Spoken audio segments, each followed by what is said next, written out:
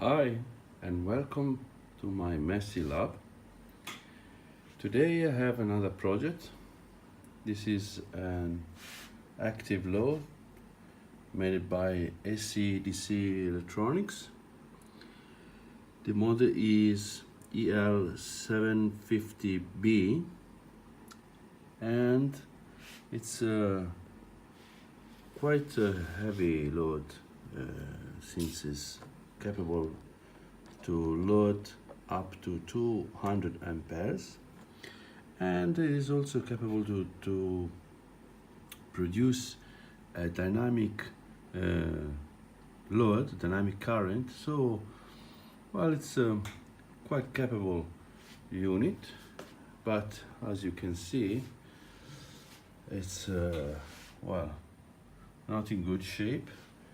The front panel here is bent.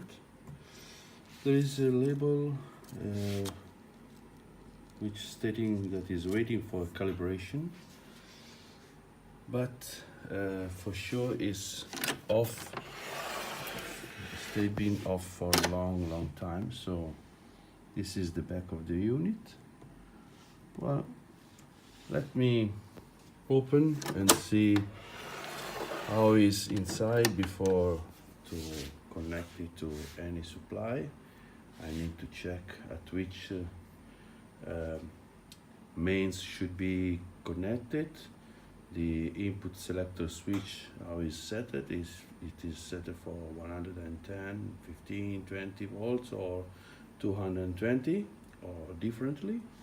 So let me open and see how is inside. So I have removed the cover, simply sliding out the unit from internal position, and I immediately see something that I don't like, since this capacitor, electrolytic capacitor, looks like leaky.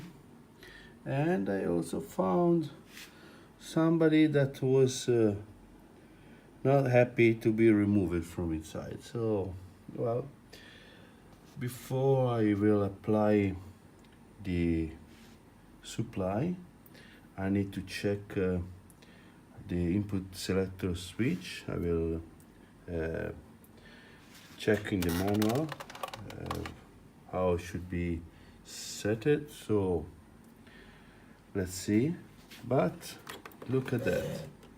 It's, as you can imagine, quite powerful unit. Look at that. There's 16 transistor. I just say transistor, but actually I don't know yet which kind of transistor are. Yeah, it seems that over there are drivers, and here the power load. Yeah, so let's see how we can go ahead through the manual, and then I'll be back. So what I've done so far is to remove also the front panel, and yes, there is quite a bit of dirty here to be cleaned up, and I have seen that it would be better to remove this board to replace this leaky capacitor, I believe leaky capacitor, so I want to check more in depth.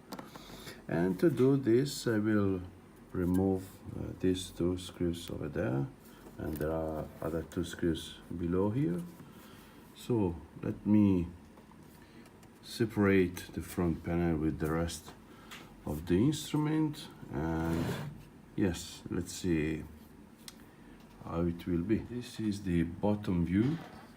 Well, I have to say that all the metal parts are in pretty nice shape, and I have seen just now here that is factory wired for 115. So before to apply any volts here.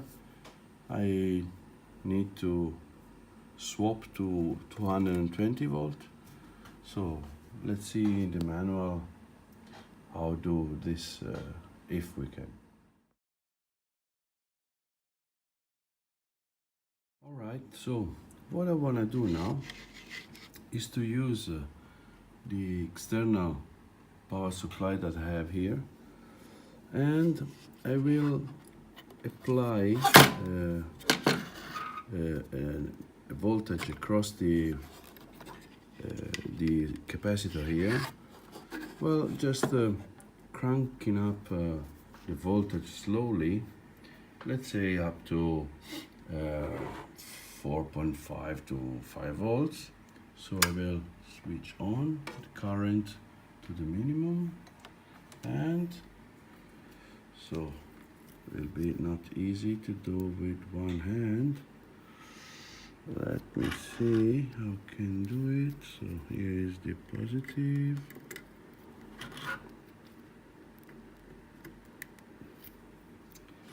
And here is the negative.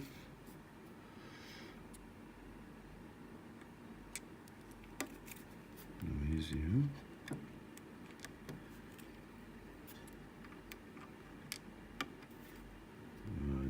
Okay, let me do it off camera. And the setup is hooked up, so I'm going to crank, and should be rise the needle as I crank up. You see it's rising up. If we have no leaking capacitor, we should be able to reach 5 volts. Yes, it's 4.5 is more than enough. Yes, so the one that I was supposing that there was a leaking capacitor, it seems okay. So at the bottom here, it's actually some silicone to hold the capacitor in place, that the vibrations will not crack the lids. So, well, I will test all the capacitor like in this way, and well, after that, if no problem will be founded, we will be ready to power on the unit. Let's go ahead.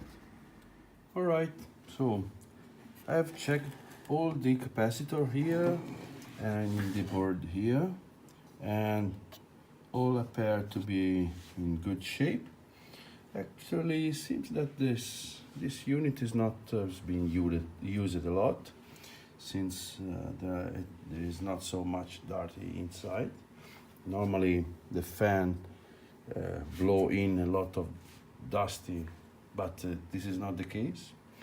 However, what I have done after the capacitor checking, I have cleaned the unit internally here, all this part and the circuit board, and also the front of the unit, since I don't like at all to operate on a dirty instrument. And I was hoping that I can swap to 220 volt operation voltage, but it's not possible, since giving a look to the schematic, well, it's clear that this transformer, I mean, its primary, we have only one primary for 110 or 15 volts, so it's clear that I cannot convert to 220 volts. So what I'm going to do is to reconnect everything here, to reassembly. I will leave all open because I want to see the unit.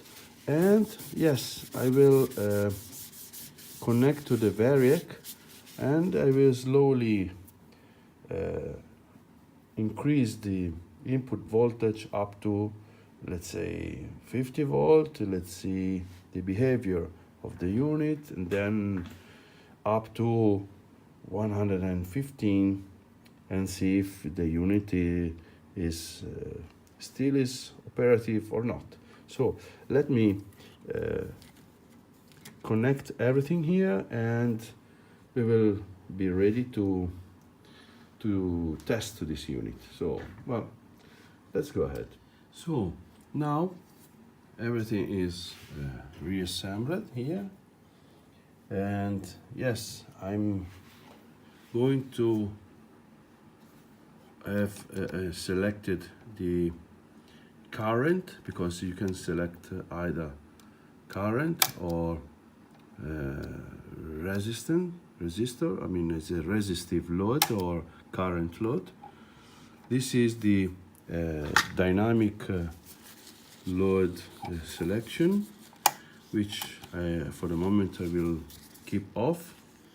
I have selected 10 amps, so the lowest range, and I have reduced it to the minimum the current, reduce it to the minimum the dynamic current. This is static current and dynamic current, as we can easily see here in the front panel, which need to be addressed as well. So this is the voltage adjustment. I will power on, and I will crank up my variac, hoping, of course, as always, to don't see any magic smoke. So I'm going to crank up slowly. I'm around 50 volts, and nothing happened. So I think that it would be better to check the fuse, since I've seen that here should leave over there. These wires should be for lamps for the front panel meter, but there are no lighting. Maybe they are only leads. Maybe. Okay, let's crank up a little bit more. I'm almost to 90 volts. Let's say also 100, but nothing happened. So at least the fan should run. I think we have some problem. Let me check the main fuse and see how is it. So let me remove. Oh, very tight. Okay. So let me see. Well, the fuse seems okay, actually. Okay, let me make a test and I'll back. This is my test setup. I just have hooked up the leads of the ammeter to the instrument, right? And I'm going to power on. Yes, and we have 71 ohm. This is the primary windings of the transformer, so we have a continuity. So next step is to check voltage, if they are rising up or not. So I will plug again and check for voltage output. Okay, so I'm ready to make this additional test. So the meter is connected. I'm going to crank up the voltage, but I'm not seeing nothing coming out from the power supply. That's weird, huh? That's very weird. Okay, so let's see if I can figure out why we have no voltage, since it should be at least the fan running. So let me check more in depth. Well, before going to be loose in the unit, I want to just check across the fan the voltage. As you can see, is SC selected this multimeter, and I'm going to crank up, and okay, so we have no voltage. Okay, let me do some additional check. All right, so I think I have found what the problem was, because yes, now you see I have 1 volt AC here on the fan, and I eventually found that my variac was not making good contact in the plug. So, well, now is the time to crank up slowly. Yeah, we are also monitoring AC volts. So, okay, 1 meter is moving. 25, 26. Well, okay, power lead is well, it's glowing, so 40 volts. Let me crank up a little bit more.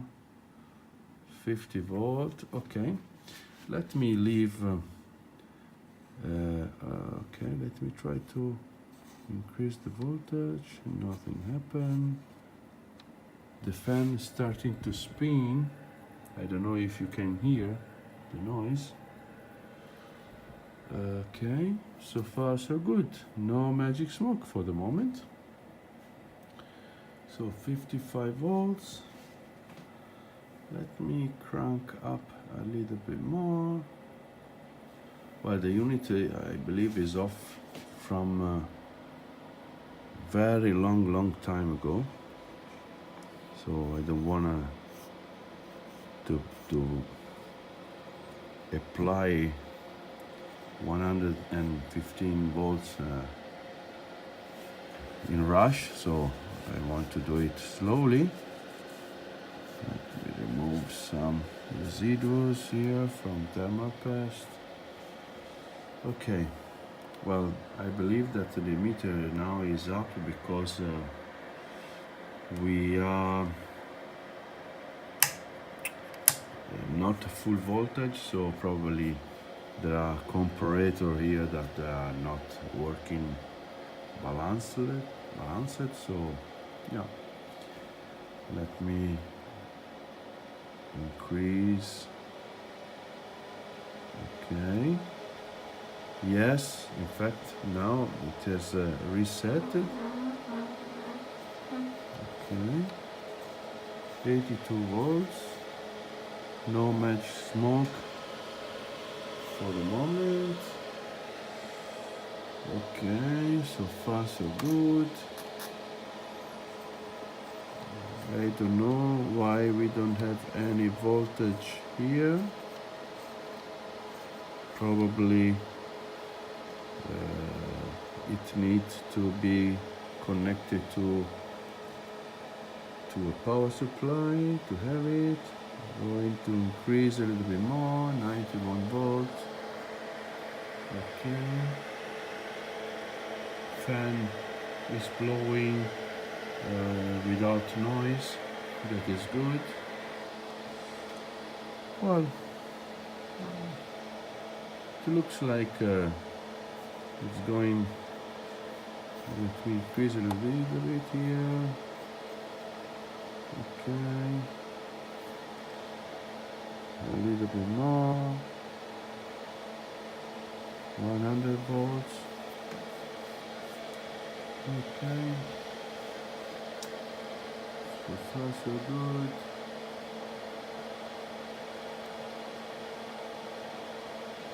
100 and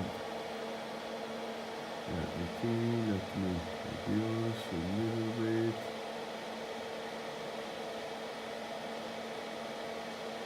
Yeah, that's okay. Well, the unit does not have any weak behavior, so it looks like it is doing what it should. So now I think it's the time to connect a power supply and see if it is doing a load. So let me make a test setup and see what we have. Okay, so this is my simple setup. What I'm going to do is to increase the voltage here. Is set at here should be around half ampere. So I'm going to increase here the voltage 5 volts. Yes, here is rising up. Okay, 10 volts. So I believe that this should be okay. So here we have our load enabled. So I want to switch it to read the current.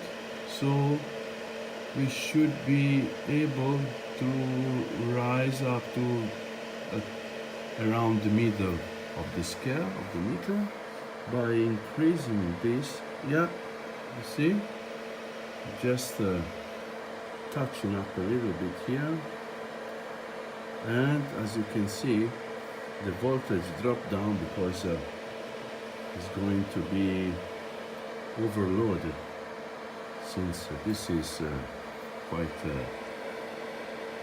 okay. So okay, so let me reduce the voltage. So of course this power supply is too small to be used here, so it's at the very beginning of the range of the current.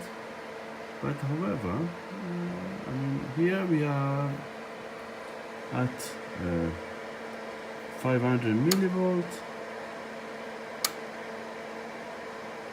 with 3.5 volts, and well, it seems that it's doing what it should. So, well, I think it's time to finish the unit, to clean the cabinet reassembly and hook it up to a more powerful power supply. So let's go ahead. Well, trying to give a good cleaning to the housing of the load. Well, it is clear that the removal of this glue, it's very tedious. This was the real glue of the envelope for documents.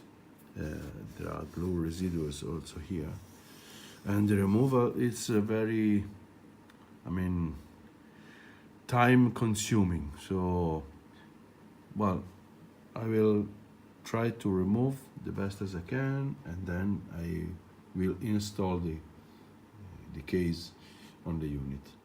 Oh man, over 10 minutes just to peel off the amount that I've done till now. So I still have to remove this with the aid of this plastic tool, and still I have to remove all the glue residues. So my goodness, very tedious process. And well, this is the reason why I always ask to forwarders to do not apply the document envelope directly on the unit, because it's really time consuming, the process to clean it up. Well, let's see the result. Alright, so this is the final result. Not too bad. Of course, there are still signs of a little bit of rusty here. Not completely clean here, where I had to peel off the documents envelope. I still have to mount this, since I want to show you something interesting. Well, it is indicated the rate of the fuse when it should set it to 230 volt, but since we cannot switch from 115 to 230, so perhaps should be replaced the internal board with the proper transformer, and this cover is intended to be used for both type of bird. However, I will finish the assembly, so I just need to put 2 screws here, and I will make a setup in order to test a little bit with an higher load with HP, Agilent power supply that I have repaired in another video. So let me prepare the setup and see what we have. Okay, so this is my setup. What I've done, I have connected 2 wires here, both to minus and plus, directly to the rear lead, the relevant lead on the back. So load is on 10 amps. I have put it to the minimum. Well, this voltage selector, it is enabled only when it's in constant resistance mode. So we are in constant current mode. So I'm going to, well, for the moment, limit our current to, let's say, 5 amps. Okay, so I'm going to adjust the voltage to, let's say, 20 volts. We already have some minimum of load of 40 milliamps. And it should be increasing. Yes, as you can see here, is rising up the volts. Okay, so 20, I'm going to test it to 27.5, since it will be the voltage that I'm going to do for testing. So here is going as it should. So now I'm going to slowly crank up. Yes, okay. So the scale should be this one, 100.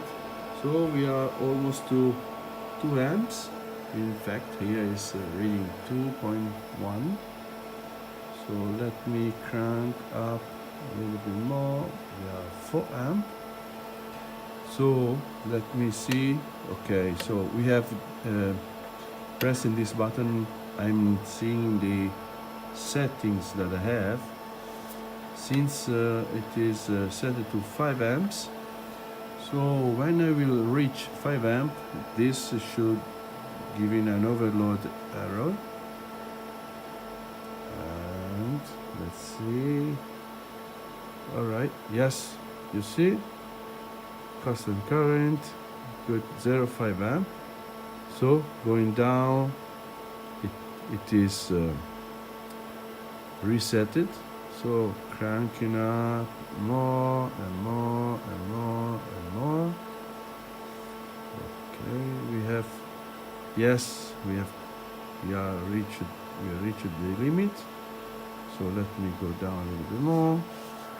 Let me feel the temperature of the wires. Well, still very cold. That's good. So let me increase the current, let's say to 10 amp. Of course, I'm not going to test it to the full power of 50 amp because this monster power supply is capable to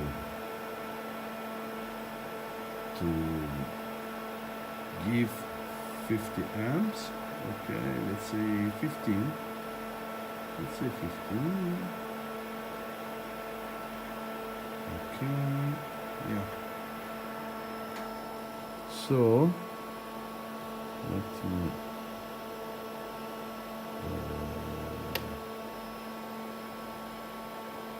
15, 27.5, and let me crank up more this one.